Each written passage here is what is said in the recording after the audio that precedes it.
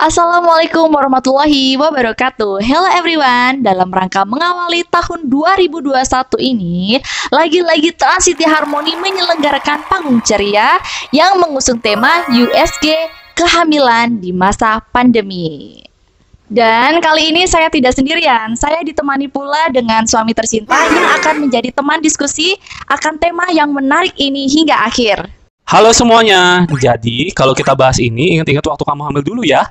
Tapi ini penting, karena banyak sekali ibu-ibu yang khawatir untuk datang ke dokter terkait dengan pandemi ini. Jadi mereka khawatir karena takut pandemi ini semakin meluas. Nah, semoga pembahasan kita ini menjadikan pencerahan bagi mereka-mereka yang khawatir tentang masalah itu.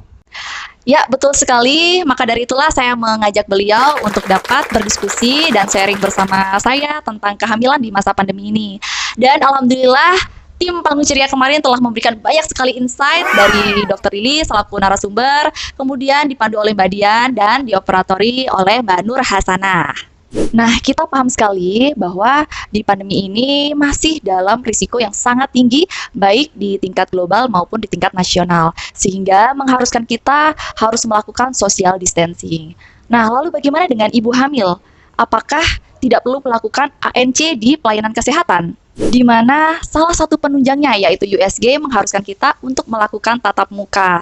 Nah, maka dari itulah Pokja Infeksi Saluran Reproduksi Perkumpulan Obstetri dan Ginekologi Indonesia telah membuat revisi kedua rekomendasi penanganan COVID-19 pada maternal atau ibu hamil, ibu bersalin, dan nifas yang dipublish pada tanggal 8 Agustus 2020.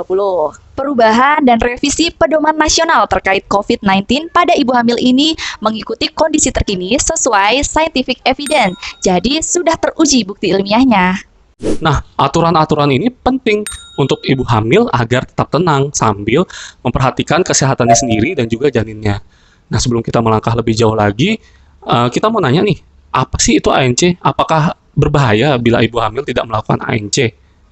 Pemeriksaan antenatal care atau biasa disebut dengan ANC ialah pemeriksaan kehamilan untuk mengoptimalkan kesehatan ibu hamil baik itu fisiknya maupun secara mental. Tujuannya agar ibu hamil dapat mengenali secara dini jika ada komplikasi ataupun ketidaknormalan pada kehamilannya agar ibu hamil dapat segera mengambil langkah lebih lanjut sehingga ibu hamil lebih mampu lagi dalam menghadapi segala tantangannya baik di masa persalinan, nifas, persiapan pemberian ASI eksklusif, serta kembalinya kesehatan alat reproduksi secara wajar. Nah, jika ibu hamil tidak mendapatkan pemeriksaan tersebut, maka memiliki risiko yang tinggi terhadap kematian maternal, kematian bayi yang masih ada di dalam kandungan, atau biasa disebut dengan stillbirth, maupun komplikasi kehamilan lainnya. Dan di masa pandemi ini, ibu hamil sangat-sangat disarankan untuk tetap melakukan ANC rutin secara komprehensif, kecuali ibu hamil yang memerlukan isolasi mandiri karena dicurigai atau dikonfirmasi terkena COVID-19.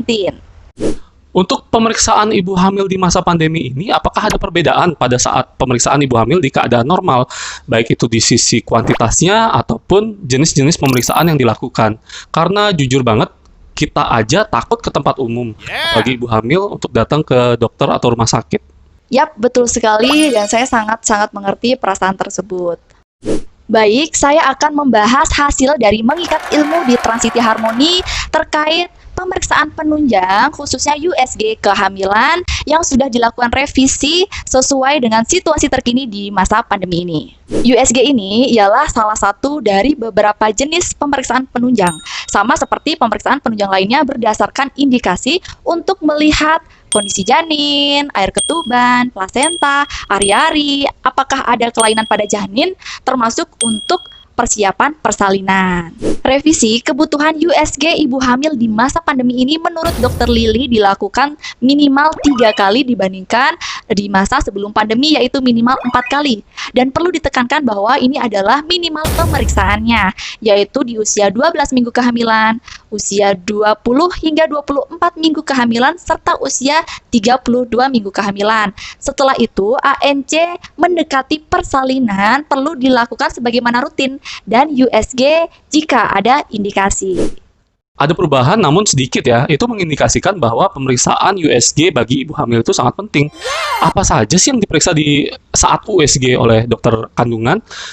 Karena di masa pandemi ini, kuantitas pemeriksaan USG kan diturunkan nih. Jadi takutnya tidak mengcover jenis-jenis pemeriksaan yang biasanya dilakukan pada saat keadaan normal. Nah, di sini perlu nih kerjasama antara ibu hamil dengan pasangannya. Dan fokus utama di tiap-tiap usia kehamilan yang perlu diperhatikan yaitu yang pertama USG di usia 12 minggu. Di usia ini tujuannya untuk mengonfirmasi kehamilan berdasarkan HPHT atau hari pertama haid terakhir serta untuk menentukan HPL atau hari perkiraan lahir. Selain itu untuk meminimalisir kejadian salah menentukan usia kehamilan karena jika ibu hamil melakukan pemeriksaan pertamanya lewat dari 12 minggu, ditakutkan ibu hamil lupa dengan HPHT-nya. Jika hasil USG ternyata berbeda hingga kurang dari 2 minggu dibandingkan dengan hasil hitungan HPHT-nya, maka yang dijadikan acuan ialah hitungan HPHT-nya. Namun, jika ternyata lebih dari 2 minggu dibandingkan dengan hasil HPHT-nya, maka yang dijadikan acuan adalah hasil USG. USG kehamilan di usia ini paling tepat untuk menentukan adanya kehamilan kembar atau twin pregnancy, terutama untuk menunjukkan apakah kehamilan tersebut memiliki risiko rendah ataupun tinggi. Dan yang paling penting nih untuk mendeteksi apakah adanya kelainan pada janin seperti kromosom kurang ataupun lebih yang akibatnya pada Down syndrome. Yang kedua yaitu USG di usia 20 hingga 24 minggu kehamilan. Nah, di usia ini tujuannya untuk memeriksa keseluruhan janin dari ujung rambut hingga ujung kaki yang dinamakan dengan fetal screening. Pemeriksaan ini berfungsi untuk mencari tahu apakah ada kelainan bawaan yang berdampak besar dan juga mengevaluasi bentuk struktur organ maupun tubuh janin. Yang ketiga, USG di usia 32 minggu. Tujuannya untuk melihat tumbuh kembang bayi termasuk berat janin apakah sudah sesuai dengan usianya. Selain itu, untuk melihat kualitas serta kuantitas air ketuban dan juga posisi ari-ari apakah bermasalah atau tidak. Nah, meskipun ibu hamil sudah melakukan USG minimal dengan hasil yang baik sekalipun, tetap wajib untuk melakukan ANC ke dokter spesialis di usia 37 minggu. Wah, jelas sekali ya penjelasannya. Jadi, ada nggak sih tips dan trik agar USG itu berjalan dengan lancar dan hasilnya pun optimal? Baik itu sebelum USG, saat USG, ataupun sesudahnya. Wah, ada beberapa tips nih yang insya Allah dapat dijadikan pegangan. Yang pertama, harus ditekankan bahwa pentingnya menggunakan masker bagi ibu hamil dan pengantar yang akan melakukan pemeriksaan tatap muka. Yang kedua, mendiskusikan dengan dokter saat konseling mengenai rencana persalinan, alat kontrasepsi, dan pemberian ASI. Yang ketiga, ibu hamil tetap mengusahakan untuk mengukur tekanan darah secara mandiri di rumah dan teratur jika memungkinkan. Dan apabila ditemukan tekanan darah tinggi, maka konsultasikan dengan tenaga medis, baik melalui via telepon maupun via online. Yang keempat, ibu hamil tidak lupa untuk mempelajari serta menerapkan tips-tips yang ada di dalam buku KIA. Seperti tanda-tanda bahaya, apakah ada perdarahan, apakah ada cairan yang keluar dari vagina, apakah pandangan kabur, pusing, termasuk juga tanda-tanda COVID-19. Serta perhatikan juga gerakan janin, menerapkan pola hidup sehat, menjaga kesehatan, dan makan makanan yang bergizi, serta olahraga yang teratur. Yang kelima, terkait konseling, sebaiknya ibu hamil tidak melakukan perjalanan ke luar negeri ataupun ke luar daerah terutama di zona merah. Yang keenam, ibu hamil yang akan melahirkan, ini tanpa melihat status COVID-nya ya, disarankan untuk melakukan isolasi mandiri selama 14 hari sebelum taksiran persalinan untuk persiapan persalinan. Oh iya, Dokter Lili juga memberikan tips yang bagus sekali untuk ibu hamil supaya hasil USG lebih optimal. Jadi yang ketujuh, untuk USG kehamilan yang lewat perut, yang biasanya diberikan gel di perut kemudian dilakukan USG. Nah, kuncinya yaitu menahan buang air kecil sehingga kandung kemih menjadi penuh dan dapat membantu memperjelas rahim dan produk kehamilan. Perlu dicatat bahwa hal ini khusus untuk kehamilan dalam keadaan normal. Nah, tipsnya ibu bisa membawa air minum sendiri kurang lebih sebanyak 1 liter. Dan yang terakhir yaitu USG jalan lahir. Nah, biasanya untuk USG jenis ini hanya dibutuhkan di saat kondisi tertentu saja ya. Justru tipsnya sebaliknya.